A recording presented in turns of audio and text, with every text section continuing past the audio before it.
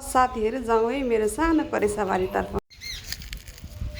लट्टेको साग ओहो यत्रो यत्रो भएछ।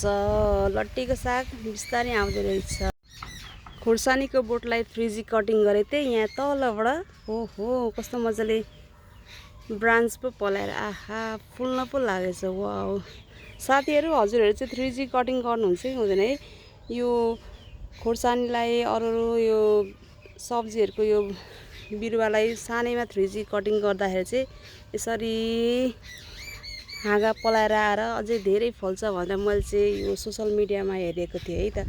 त्यही गरेको मेरो पनि त्यस्तै प्रगति भएछ, खुसी लाग्यो। यता चाहिँ यो ग्रो ब्यागमा रोपेको यो डल्ले खुर्सानी अकबरे खुर्सानीको बोट यत्रो भएछ है। यो नि फुल्न लागेछ। यसलाई पनि मैले 3G कटिङ नै गरेको थिएँ। यहाँनिर देख्न सक्नुहुनेछ यहाँहरूले आउँदैछ। यो चाहिँ यसपालि रोपेको यो अकबरे खुर्सानीको बोट चाहिँ पोहोर रोपेको। हेर्नुस् त अहिले पनि फेरि पलाएर यसरी मजाले फल्दै रहेछ।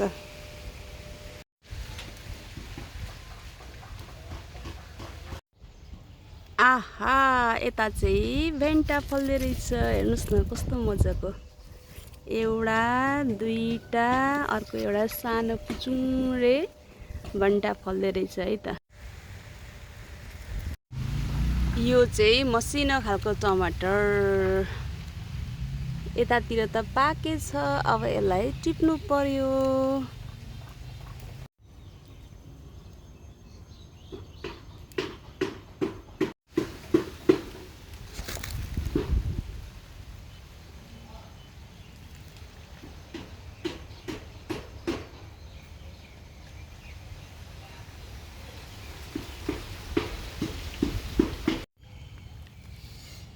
यो चाहिँ लसुन ओहो यसपालि त लसुन त के हो मैले त कुरै बुझ्न सकिनँ हौ।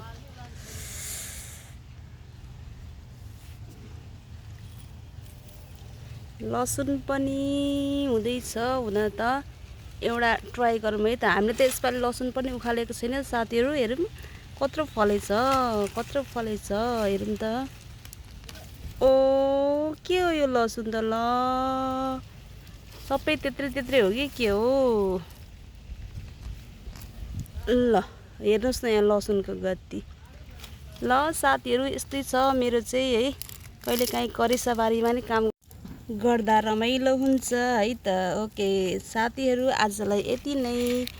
फेरि पनि नयाँ भिडियो लिएर यहाँहरुमाझ ओके आउने नै छौँ। हेर्नु है त हाम्रो लसुन चाहिँ यस्तै हुँदैछ। म चाहिँ आज एकछिन भए पनि लसुन उखाल्ने काम गर्दैछु। एकछिन भए नि प्रकृतिसँग रमाएर। हेर्नुस् न यसपालिको लसुन यस्तो छ हाम्रो चाहिँ। Okay everyone thank you so much for watching me है। ओके मेरो भिडियो हेरेर मन पराइदिनु होला। Thank you so much bye by.